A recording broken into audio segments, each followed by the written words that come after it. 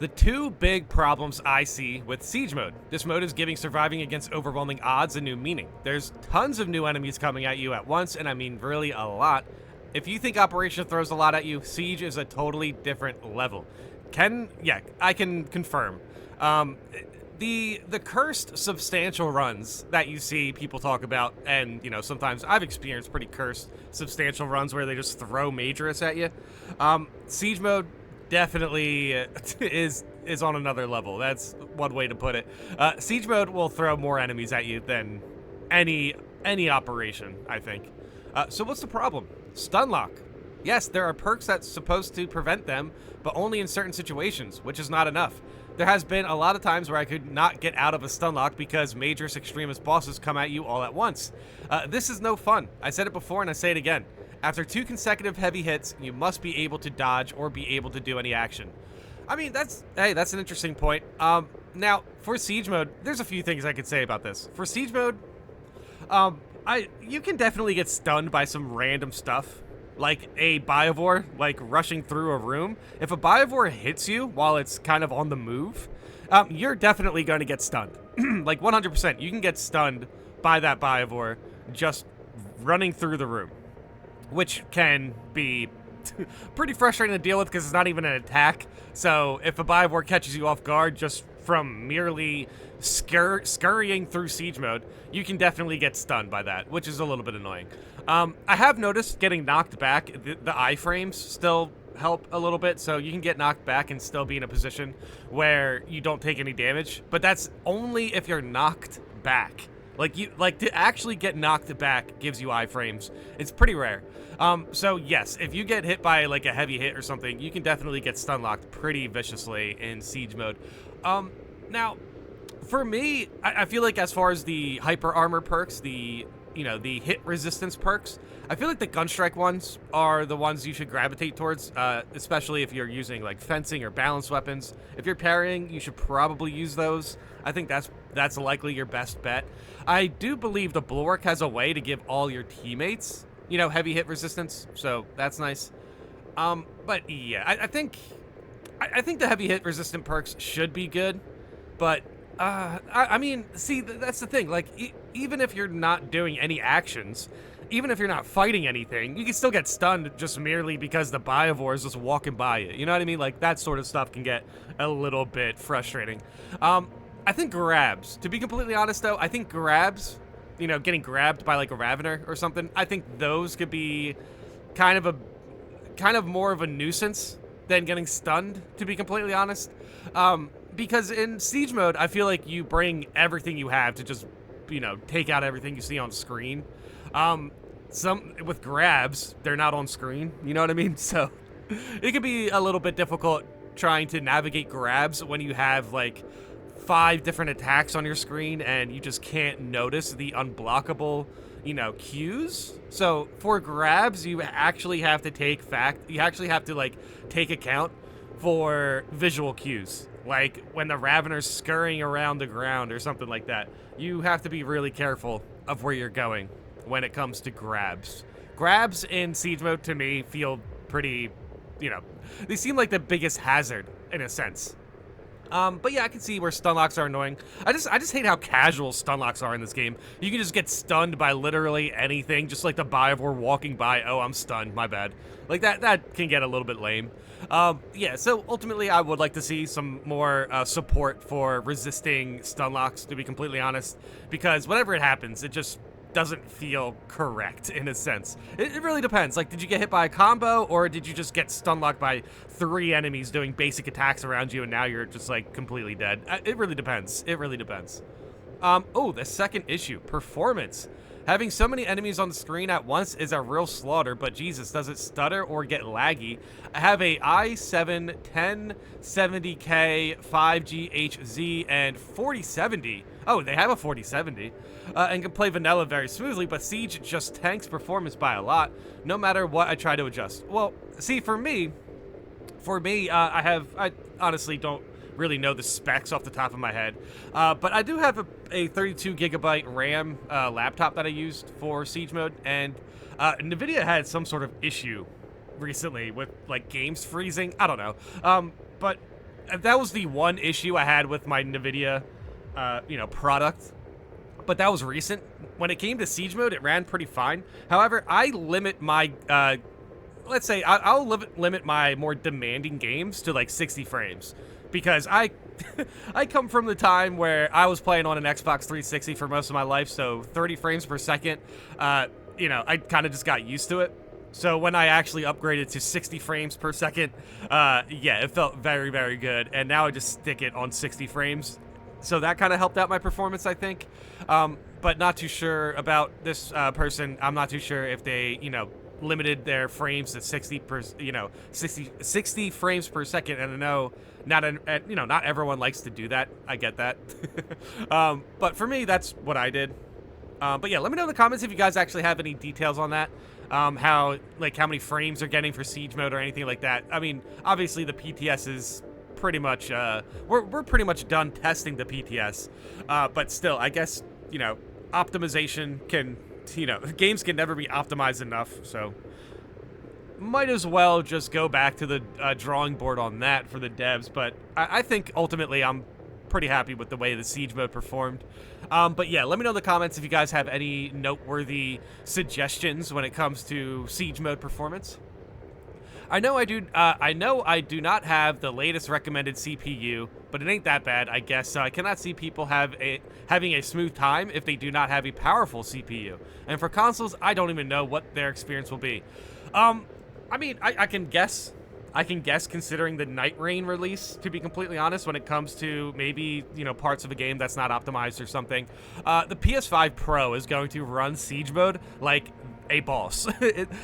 This PS5 Pro, I swear, if there's a game that isn't performing well on my PC, whenever I run it on the PS5 Pro, it is practically flawless. So I will be playing siege mode on PC, but I will also be playing on console. And the performance and the details that I get out of the, Space Marine 2 PS5 Pro enhancement or whatever, Space Marine 2 on PS5 Pro runs incredibly well and looks amazing. Genuinely in competition with, my laptop, which is crazy. It's just the laptop does other laptop things and consoles don't. So ultimately, the W goes to the laptop there. But still, it's very impressive how good the PS5 Pro is with Space Marine 2. It's very, very impressive. So yeah, for console, I guess if you have like one of those next-gen Pro consoles, maybe you'll be in a very good, position for siege mode. I suspect that consoles should be fine for the most part. But yeah, it's kind of interesting. If siege mode is actually more demanding on your systems, it would be kind of disappointing if, like, for whatever reason, you can run operations fine and smooth, but if you jump into siege mode, your game just crashes. That would be a little bit disappointing. Now, I do have reasons to believe that the devs are on top of this, considering what they recently talked about with the timer. So they did fix the timer, so I assume they're actually in a position to optimize siege mode, which is great. So ultimately, I'm not too worried about performance. But yeah, I can understand where it could be very demanding on your PCs. So just make sure you have your settings correct. Make sure you have your settings in a position where it's not super demanding from siege mode. If you're running 200 frames per second for siege mode, let us know in the comments how you're going to do that, because that is insane. That is actually insane. But yeah, ultimately I did feel my system getting a little bit hot, but nothing too bad. It didn't crash for me at all, which is nice. I think the only crash I had was like a connection crash at the end of the game because the host left or something, which is a little bit weird. But ultimately, yeah, I'm excited for siege mode, and for me, siege mode performed pretty well. I would say between these two problems, the stun locks and the performance, I would say the stun locks are a bigger problem, most likely. Bulwarks will main full tank with armored advanced build without heals. One proper banner can solo terminus plus waves. Interesting. What? Okay. This is, if anyone knows what this guy's on about, I'm pretty interested in this. I thought, yeah, armored advanced build. I think what they're getting at with armored advance is when you have armor, you are resistant to heavy stuns, which is nice. So you can practically just have armor and you should be fine for Bivors scurrying past you and stunning you, which is still ridiculous. But yeah, the Bulwark definitely has a lot of heavy hit resistance, so I do think, yeah, Bulwarks are going to be great for Siege mode. And ultimately, I really hope Bulwarks are just, you know, in the spot.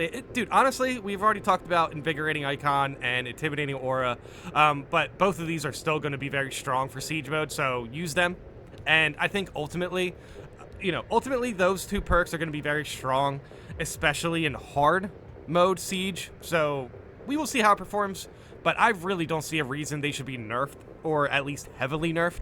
They should still do what they are doing, is my point. So Bulwarks, regardless, is going to have healing, is going to have heavy hit resistance, it's going to have massive DPS when it comes to close range combat. Bulwark is going to be amazing in Siege mode. So yeah, if you have issues with stun, maybe just pick up a Bulwark. Second, another 10 7000K series breaks an otherwise good gaming system. This is entirely a hardware issue. Those CPUs don't communicate well with the 30XX series and up. Yeah, guys, you're gonna have to let me know if you relate to this, because I don't know what a 10 7000K series is or a 30XX. Not sure. But hey, you know what? This is great. This is the reason why we go. This is the reason why we go into the comments. There's some sort of delay with graphics processing. That whole i7 7K series should be amazing on paper, but are only good for workstations that require high processing power. Gaming seems to make them process more akin to a 2GHZ than a 4 or a 5. I run the game on 4060, and I never have anything resembling an FPS drop like the one you're talking about on Siege. It runs the game on high to max settings at, wow, 110 to 120 average FPS. The only time I've ever had it dip significantly, it went down to 55-60 range, so I wouldn't have actually known if I didn't have the performance overlay active at the time. Interesting. 4060, yeah, that's good call. This is a good breakdown. Now, the first thing is a known bug. The stunlock stuff can happen. But what bugs is that the enemies will suddenly attack out of sequence and in such a way that you cannot possibly do anything but leap all the way out of their range in time. Because once it begins, the only way out is to grenade pop and stagger them, or a brother comes barreling into the mob with a heavy attack to stagger them out of melee. Okay, so I guess they're talking about those situations where it's like you get surrounded by Bone Sword, they throw an attack, but like even if you parry that attack, you'll get hit by another attack. Honestly, you can just sit there and like triple parry. You can parry, and then just find a gunstrike opening whenever, they're all parried. But still, you can definitely, like, let's say you go for a quad parry. The first guy who's parried will likely have recovered, after the last guy has been parried, so yeah, it's kind of hard to find a gunstrike opportunity there. In any case, you can just go parry, roll out of the way, try to get them all in front of you in like a line, and then just work it out. But yeah, honestly, that's neither here or there. That is neither here or there. I don't know what he's talking about with a stunlock bug, because it says, but what bugs is that the enemies will suddenly attack out of sequence. I'm not sure if he's talking about like a real bug or it bugs him, as in it's annoying. But yeah, I mean, regardless, we all know being surrounded by enemies can definitely leave you into a position where you can get stunlocked by some very frustrating attacks. I understand that, for sure. There are programmed iframes to mitigate this stunlock from happening as easily and as often as it does, but they aren't triggering since 7.0 drops, so you're basically screwed as soon as you miss a parry at the wrong moment. Wait, what? Okay, this comment is so confusing to me. There are programmed iframes to mitigate this stunlock from happening as easily and as often as it does. I'm not 100% sure if that is true. There is the knocked back iframes that we get if we're literally knocked off our feet, but that is kind of rare. You can still get stunlocks from a lot of other things, so regardless, guys, I think this is just a nice little PSA to let you know you should probably start to learn how your class can get some heavy hit resistance. I'll tell you that much. But yeah, if there's some sort of bugged iframes, this is the first I've heard of it, and I'm not convinced that it's a real thing, to be completely honest. I think if anything, everyone's kind of just, are in agreement. Like we all kind of agree there should be some sort of stunlock resistance that stops you from getting 100 to 0 health, like that, you know what I mean? In other games there's normally there's some sort of like one shot protection where if your health does go from 100 to 0, you basically get iframes as soon as you hit like 5 to 3% health or something. Maybe that's in the game. But yeah, ultimately, if it comes to protecting yourself from stunlock, you're better off finding a good heavy hit resistant perk for it.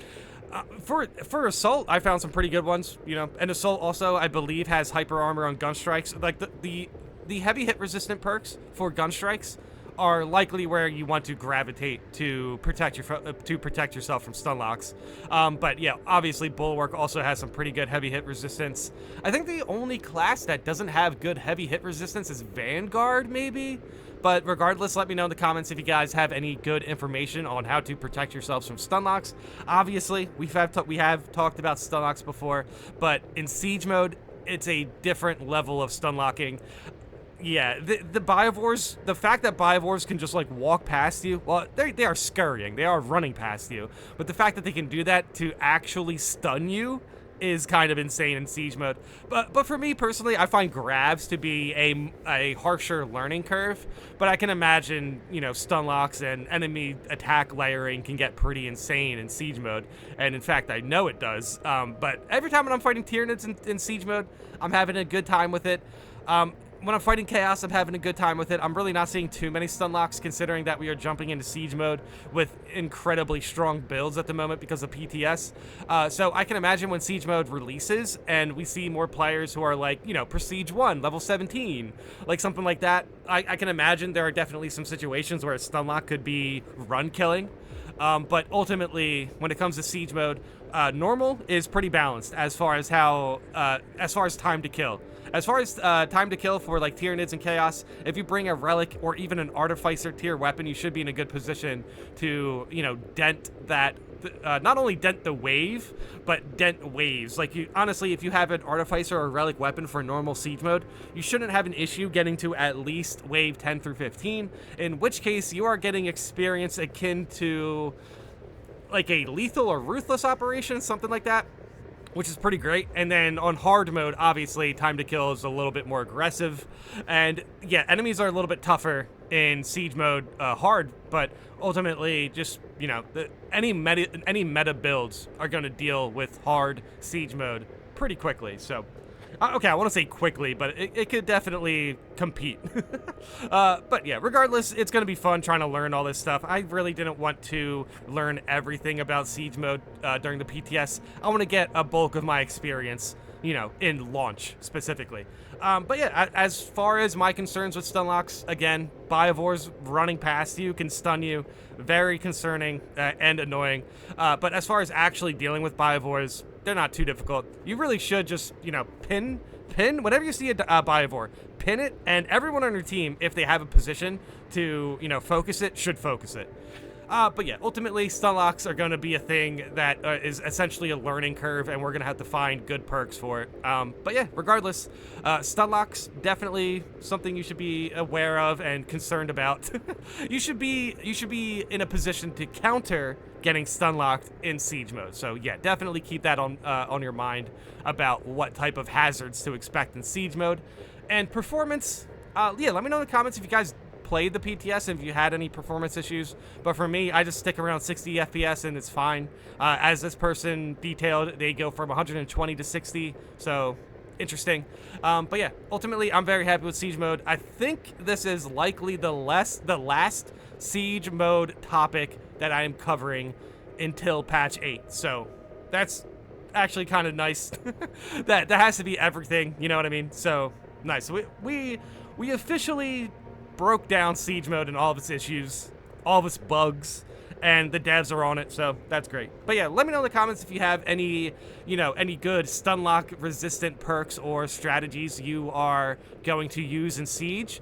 And also let me know in the comments if you had any performance issues with siege mode or the PTS specifically. And thanks for watching.